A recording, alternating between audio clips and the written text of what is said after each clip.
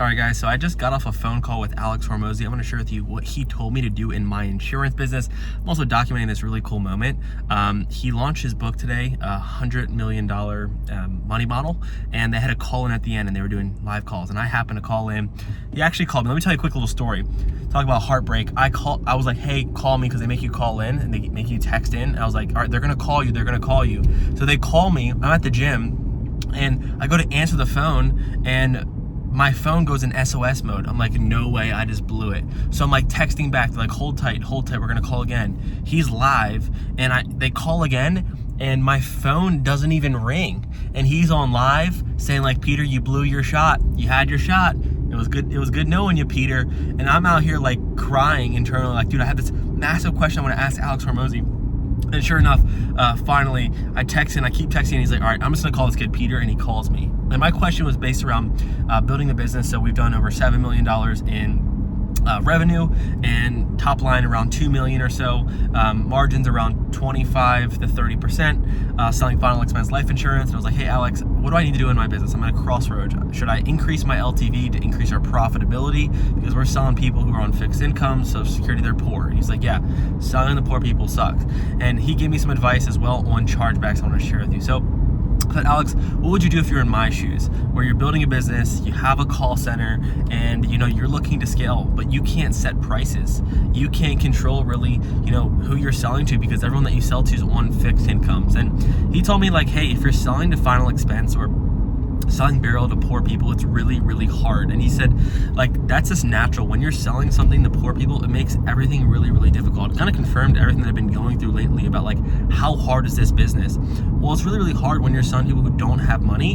And as he quoted, like, people that are at the bottom of the barrel. And unfortunately, when you can barely afford $65, that's just the demographic that you're selling to. And he gave me two pieces of advice. So the first was to go after new demographic, still build the call center, keep doing what you're doing, but you have to find a better model to monetize. And that's if you want to change the whole avatar. But he said, secondly, you need to look into your chargeback issue. He says, when you're selling people who are on fixed incomes and people who are typically poor, you are going to sell them, and you're always going to play this constant game of selling, making money, getting chargebacks, because you're just selling to a broke avatar.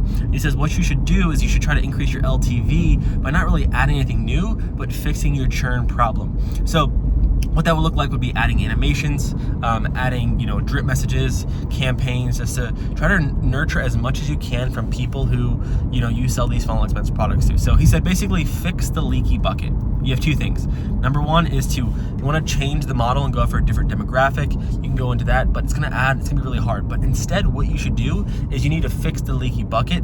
First plan of action, which would be to change, making sure that every client makes their payment, every client sticks, and every client has the highest likelihood of not giving a chargeback. And that is the brutal part of final expense business. Now, the second thing I asked him about was opening up a potential brokerage model where you're gonna be able to sell the systems to people that have higher commission, that have higher comp plans, that use all the services that I have. Because I was like, hey man, if I can attract better people at a higher commission rate, would you do it? And his thesis was, yeah, like if you're gonna be able to offer more compensation, then you should go after it. So the three simple things that I learned from this quick phone call that you guys can listen to is, number one, selling final expense, selling to poor people is really, really hard.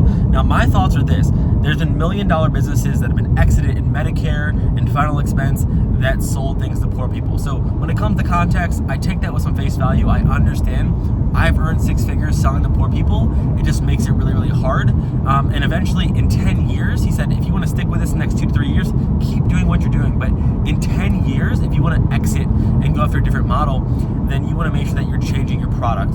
So that would be a huge long-term lesson that I took away from this phone call. Now, the second thing is that if you want to attract better people, think about going after a different broker model as well, where you can offer higher comp, they can build their own book of business and things like that. And then the third was fixing the leaky bucket, fixing the people that are chargebacking, and making sure that your sales process is really good to mitigate chargebacks. So when you're selling your products, when you're selling final expenses to poor people, you're selling the best product on the market, but you're also doing whatever you can to make sure that they actually make their payment and stay. So having checkpoints, having a good sales process.